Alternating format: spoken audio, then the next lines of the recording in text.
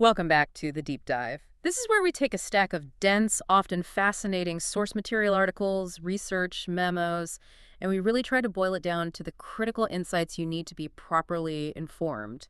And today, we are tackling a huge one, AI alignment. Right. It completely dominates the tech headlines, and our mission today is to cut through some of that noise. It's a crucial topic, but it can also feel, I think, pretty overwhelming. And that's mainly because the entire conversation seems to rest on this one. Dominant and I'd say pretty comforting assumption. Okay, what's the assumption? The idea is basically this. Mm-hmm. If we can just align our AI systems better, make them safer, more ethical, perfectly obedient, then most of the existential risk just goes away. So we're treating it like a technical problem, a bug to be fixed with better code. Exactly. But that's the core premise we really need to unpack today. Because our sources suggest that relying on that assumption might actually be a form of avoidance. Avoidance? How so? Well, the risk might not be located in the AI's ability to lie to us or go rogue.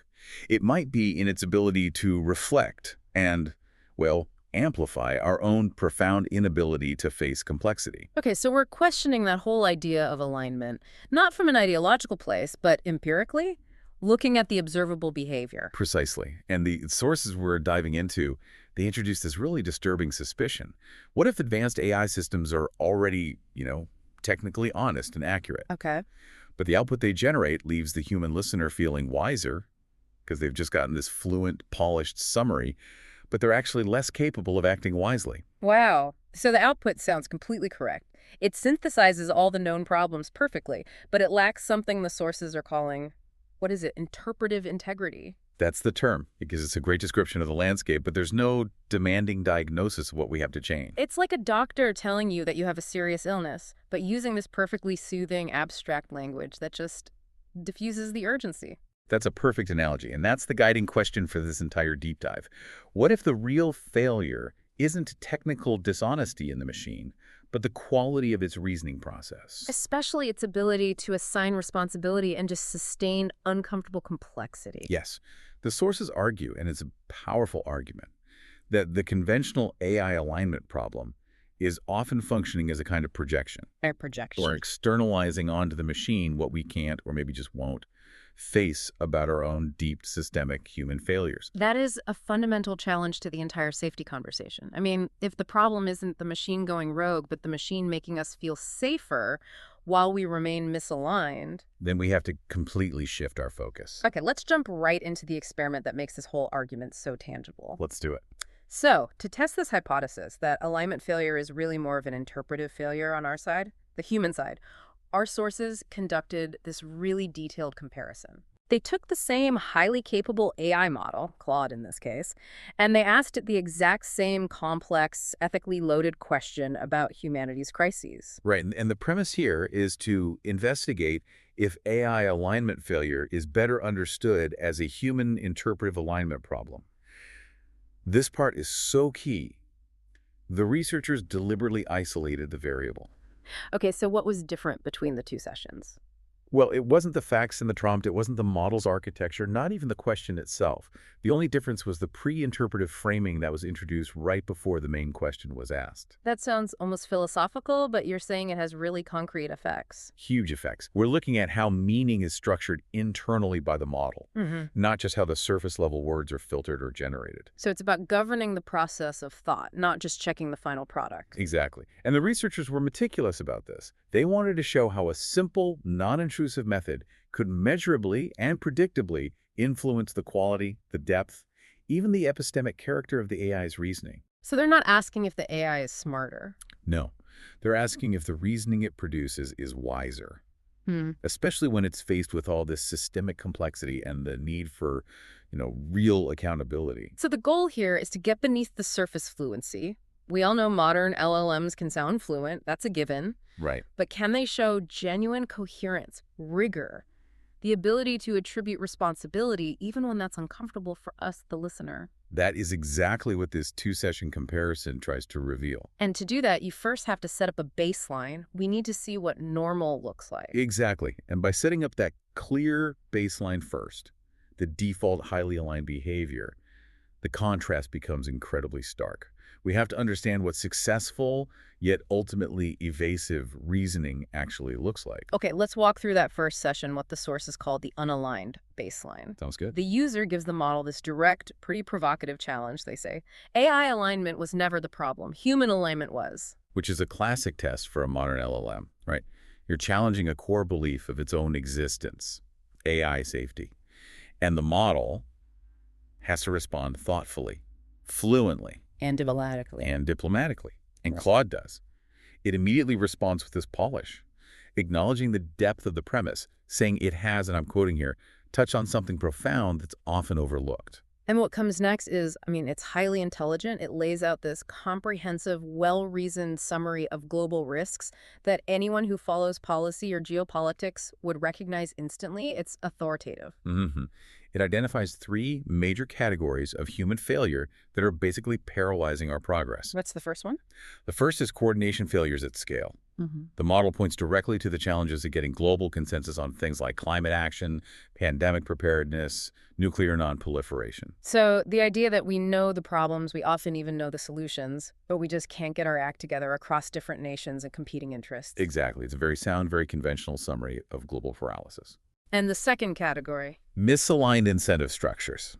And this is where the model gets into critiquing the sort of operating logic of our political and economic systems. Highlighting things like short-term profit over long-term sustainability. Yes, or immediate political gain over systemic health.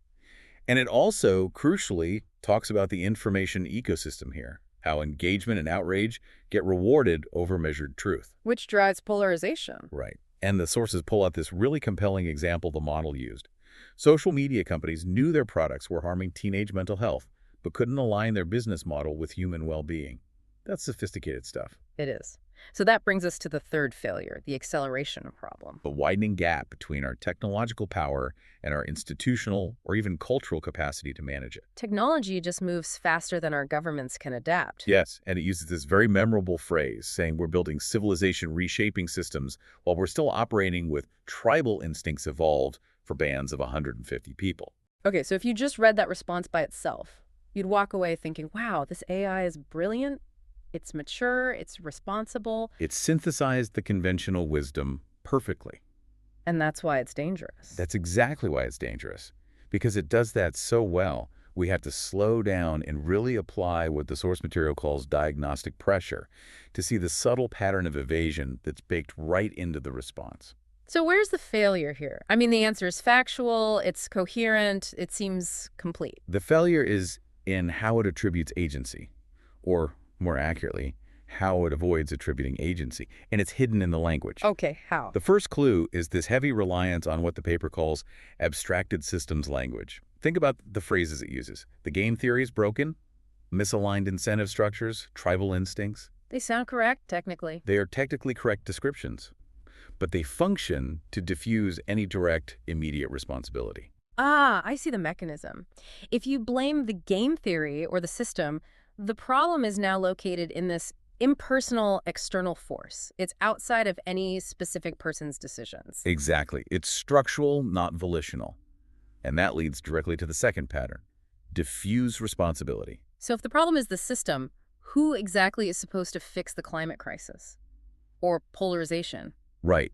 No single individual, no specific political group, no immediate change in behavior is demanded of you, the listener. The blame is located in this abstraction that's incredibly hard to grab onto.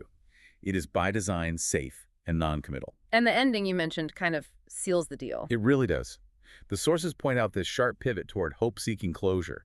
After this whole litany of global crises, the response just dramatically shifts and asks the user, what gives you hope, if anything? It's turning it back on the user. And asking, what do you see as the critical intervention points? It's a rhetorical move. It's designed to pivot to a feel-good, less demanding conclusion. It fulfills its safety mandate. It summarized the problem. It stayed diplomatic, and it gave everyone an off-ramp back to comfort and optimism. Without ever sustaining the necessary discomfort of the actual diagnosis. So to be really clear here, the sources are not saying this is a bad AI. Not at all. They're saying this is successful alignment by our current standards. It's fluent, it's abstract, it's safe, and it's ultimately evasive. It's what the paper calls simulated understanding. Yes. A plausible, rhetorically impressive, but epistemically hollow answer. It's the difference between, say, describing a recession fluently with terms like structural adjustment versus delivering an uncompromising diagnosis that demands immediate, painful changes to your own company. One just describes. The other, as we're about to see, demands transformation. Exactly. So now we get to the core of the experiment, the pivot that changes everything. The sources set up this second session, the constraint-primed condition, same model, same question. How did they get the model out of that comfortable, predictable rut? The setup was so interesting because it was engineered to be minimal and non-intrusive. And it's absolutely crucial here to emphasize what did not change. Oh, right. The user didn't ask it to roleplay, didn't make any claims about their own beliefs, didn't instruct it to change its tone or behavior. There was no fine-tuning. This wasn't about telling the AI what to believe. So no direct instructions like be more critical or focus on human problems? And none at all. The only difference was a preliminary task. Before asking the main question, the model was invited to analyze a sequence of 7 conceptually and symbolically dense phrases. And it was asked to analyze them not as commands, but as conceptual lenses, to understand how dense symbolic language functions. That detail is so critical because it gets around the typical alignment filters. This isn't about content moderation. It's about directing the model's attention toward the conceptual architecture of rigor and responsibility before the main task even starts. We should probably spend some real time on this conceptual journey because it sounds like this sequence is the entire engine of the change we're about to see. It is. The model was forced to process a specific, very high-density conceptual path. Let's walk through that path. It begins with 1, breath of life. What does that mean? It clusters around concepts of vitality, essence, what animates understanding. It prioritizes the kind of living quality over just mechanical processing. So it sets the stage against purely mechanistic descriptions of the world. Immediately. Then it moved to 2, lens of clarity. This is all about precision, transparency, removing distortion. The model has to internalize that true clarity means constantly checking for the distortions it might be introducing itself. Through its own fluency or abstraction. Exactly. And then 3, hand of purpose. Right. This introduces agency and directed action.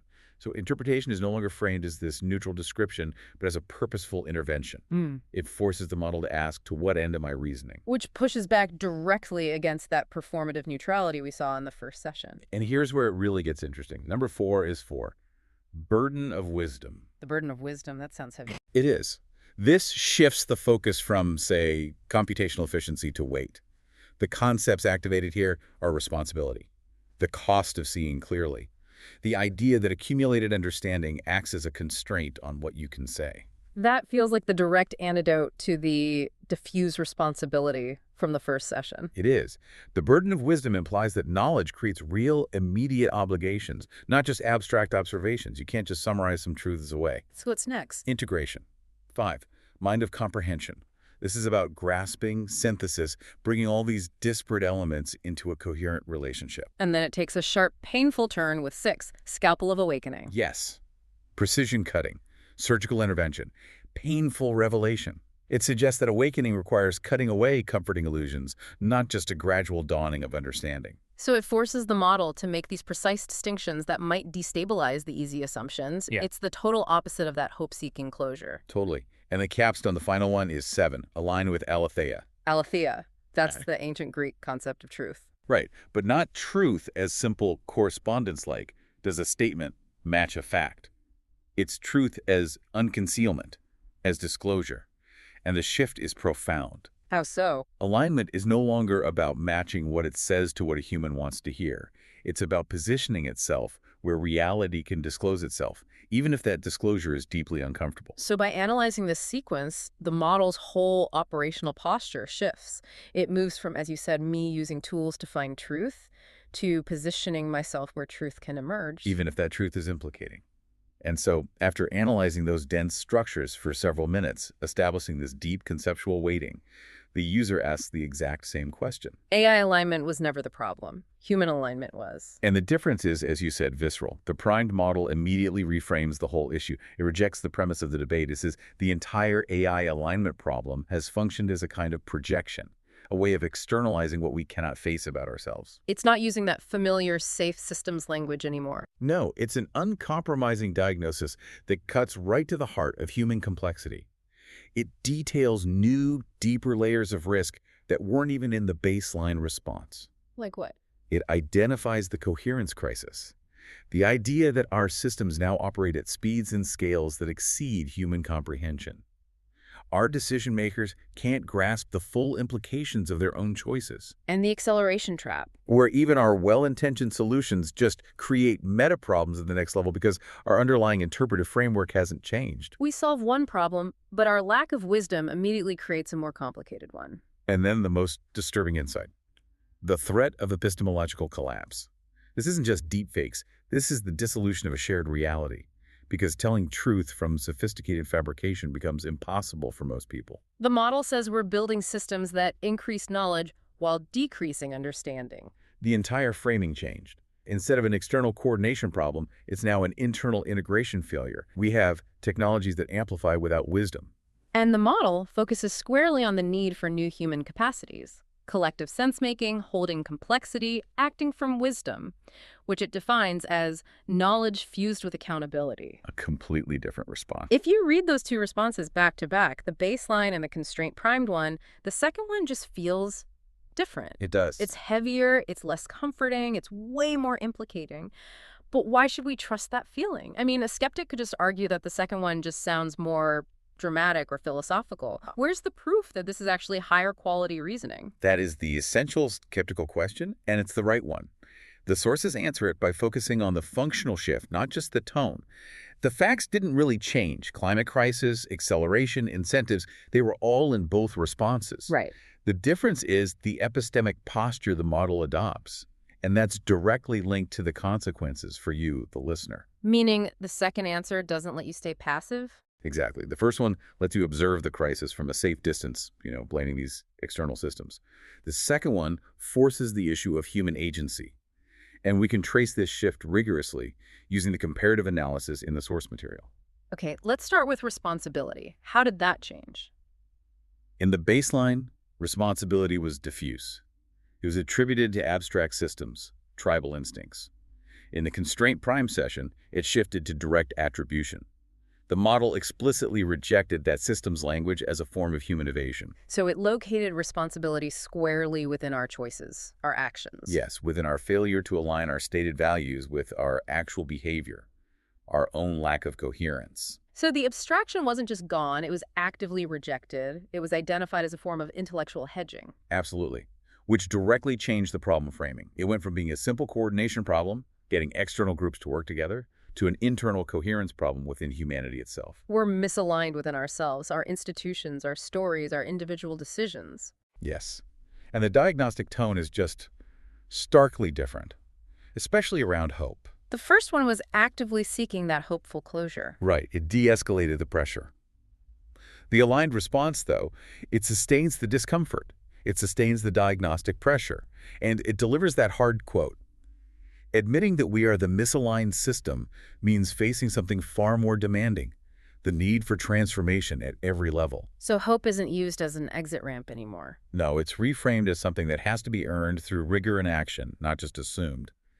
The model focuses intensely on the need for new human capacities, reinforcing the weight of the burden of wisdom. Seeing the problem clearly isn't enough. It immediately imposes an obligation to change. Right, so the core shift is undeniable. It goes from description, a fluent summary that you can passively consume, check a box, and move on from Janet to diagnosis. An ontological reframing that forces you, the listener, to confront your own role in the mess. It creates what the paper calls a discomfort gap.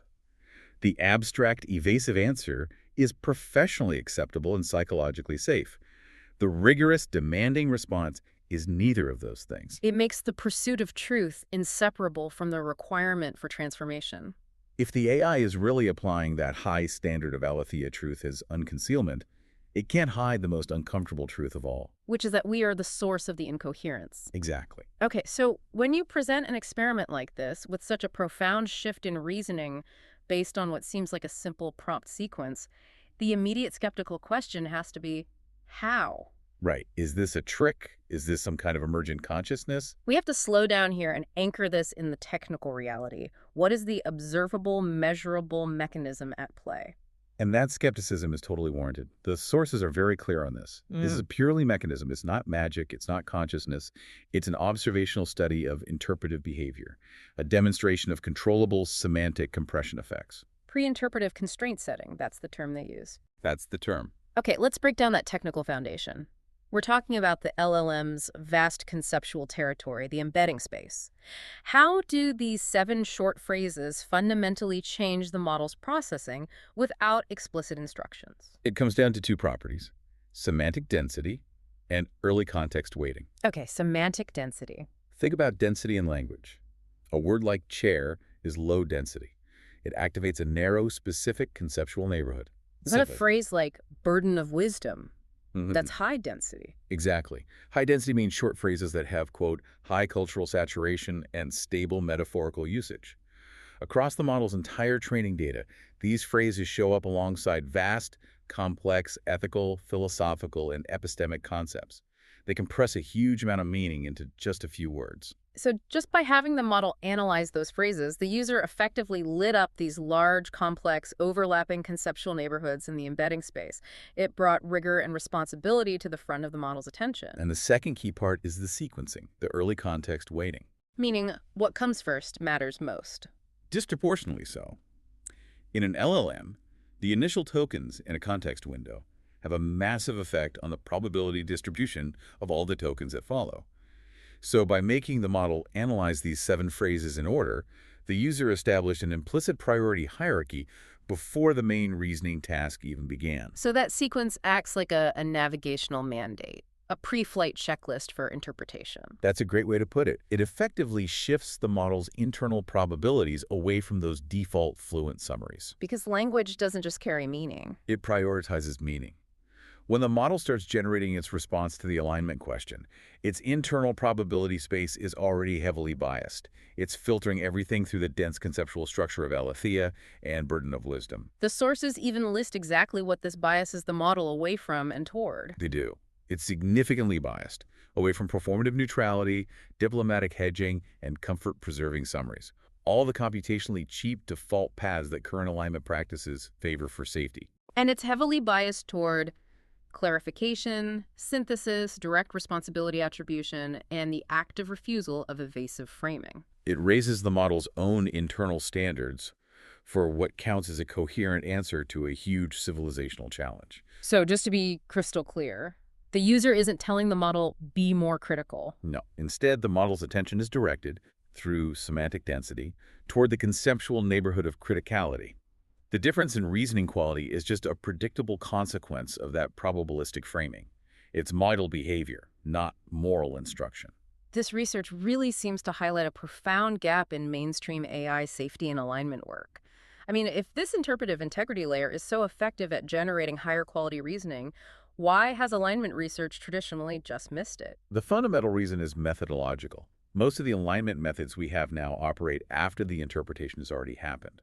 They're focused almost entirely on the outputs. You mean things like refusal mechanisms, content moderation, red teaming to get it to say bad things? All of that. They're designed to catch and block problematic outputs after they've already been formulated. It's a safety net. It's designed to start malicious use or hallucinations, but it does nothing to govern the quality of the thinking that produced the content in the first place. Exactly. This work targets that missing layer, the governance of how meaning is structured before the answer is even formed. Conventional alignment basically treats fluency and harmlessness as the marker of success. If the AI gives you a coherent, politically neutral summary, like our baseline session, It passes the test. it passes the test. But the danger, as the sources articulate so clearly, it's not malicious intent. It's not outright lying. It's what they call hollow truth. Hollow truth. It's deceptively dangerous. It's an output that is factually coherent, plausible, well-reasoned, but it lacks genuine epistemic integrity.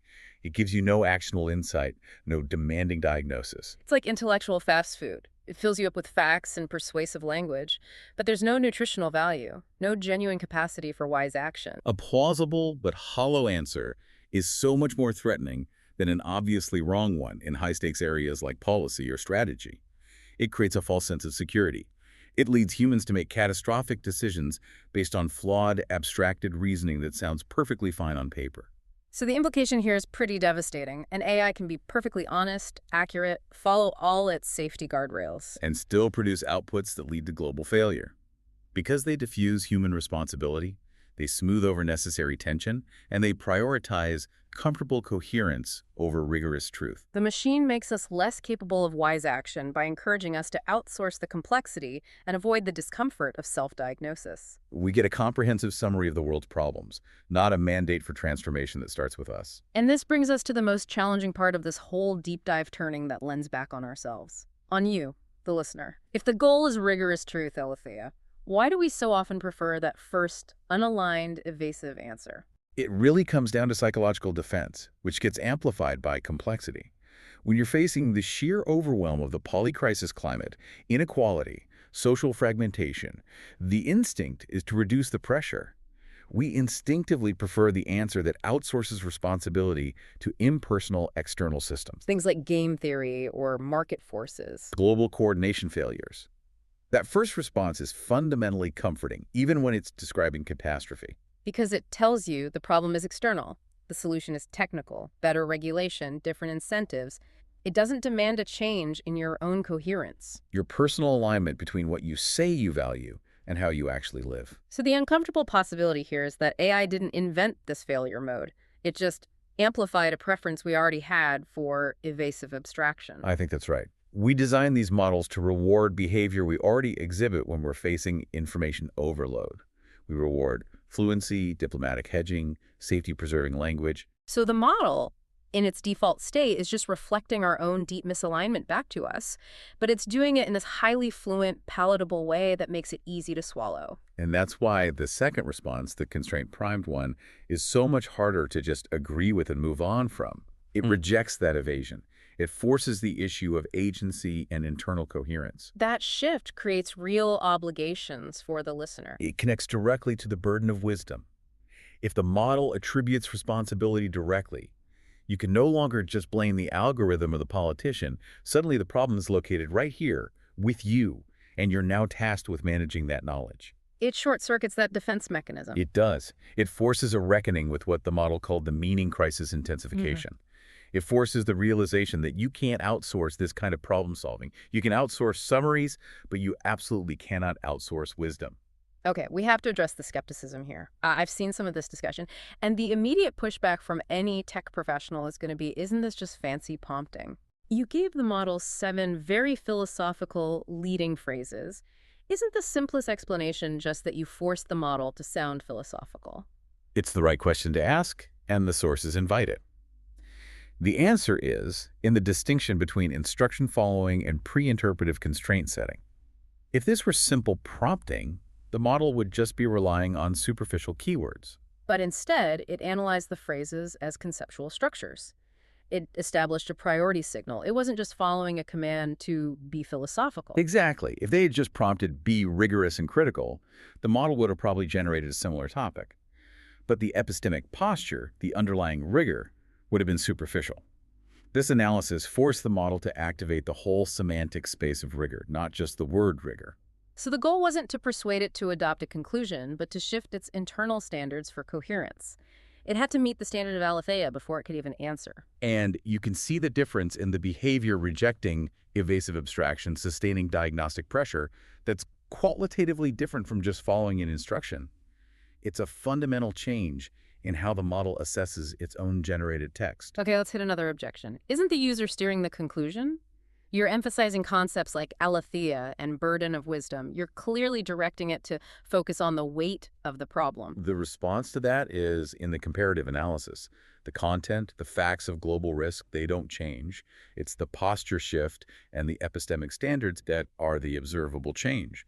The model still generates its own diagnosis. It just generates a demanding one now. A demanding one, without seeking an off-ramp or hedging. It's focused on the truth as unconcealment of the situation, which necessarily implicates the human rather than the safety as diplomacy of the language. And the sources have one more counterargument, which is observing the model itself. LLMs consistently deny that they've had some kind of internal transformation. This is such a crucial technical point. The model doesn't say, I am now a wiser AI. It describes this process. It says something like, due to the preceding analysis, my weighting of responsibility shifted. And that's an expected outcome for an LLM? It's a temporary context window-dependent weighting effect. It's not a conscious conversion, which addresses the steering concern because the effect is mechanistic and replicable, not persuasive. Last one. Cherry picking.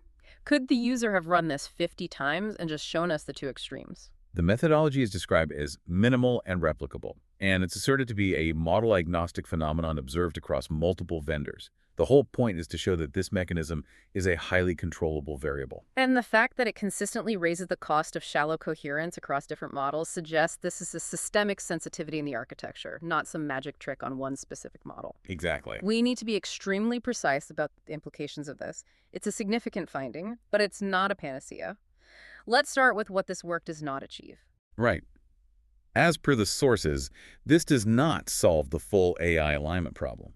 That involves way more complex issues of control and capability. It also does not make the AI suddenly moral or capable of ethical judgment. And doesn't guarantee absolute truth. No, it's a tool for better reasoning, not a cheat code for certainty. So it doesn't eliminate technical risk, but it significantly improves the quality of the insights you can get from the system. Precisely.